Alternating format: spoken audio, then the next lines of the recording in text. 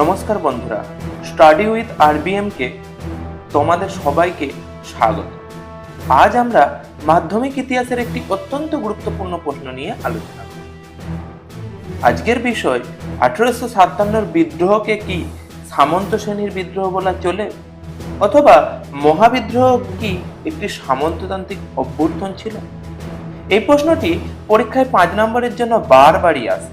তাই আজকের ভিডিওটি শেষ পর্যন্ত দেখলে তোমরা এর ভূমিকা, পক্ষে যুক্তি, বিপক্ষে যুক্তি এবং উপসংহার সবকিছু খুব সহজে মনে রাখতে পারবে। প্রথমেই আসি ভূমিকার কথায়। 1857 সালের মহাবিদ্রোহ ছিল ব্রিটিশ শাসনের বিরুদ্ধে ভারতের প্রথম বৃহৎ সশস্ত্র বিদ্রোহ। এই বিদ্রোহের প্রকৃতি নিয়ে ইতিহাসবিদদের মধ্যে দীর্ঘ বিতর্ক রয়েছে। কেউ একে সামরিক বিদ্রোহ, কেউ জাতীয় সংগ্রাম, আবার কেউ বা সামন্ত শ্রেণীর বিদ্রোহ বলে অভিহিত করেছে।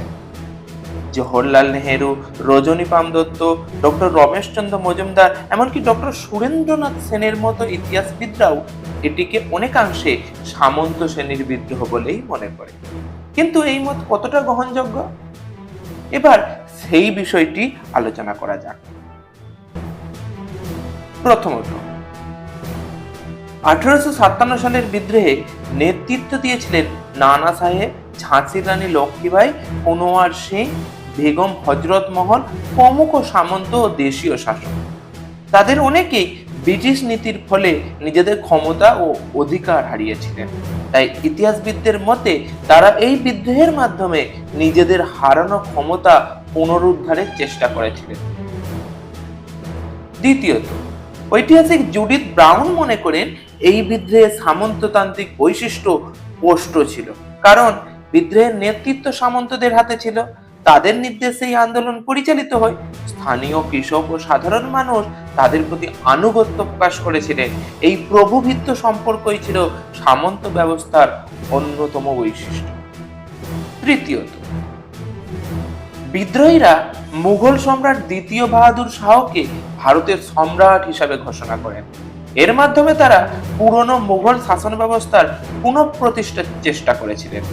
অনেক ইতিহাসবিদদের মতে এই ঘটনা সামন্ততান্ত্রিক মানসিকতার পরিচয় বহন করে।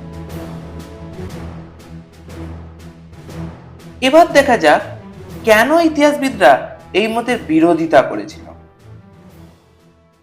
প্রথমত, ঐতিহাসিক ডক্টর সুশোভন সরকার বলেন 1857 সালের বিদ্রোহ ছিল স্বতঃস্ফূর্ত এবং অসংগঠিত।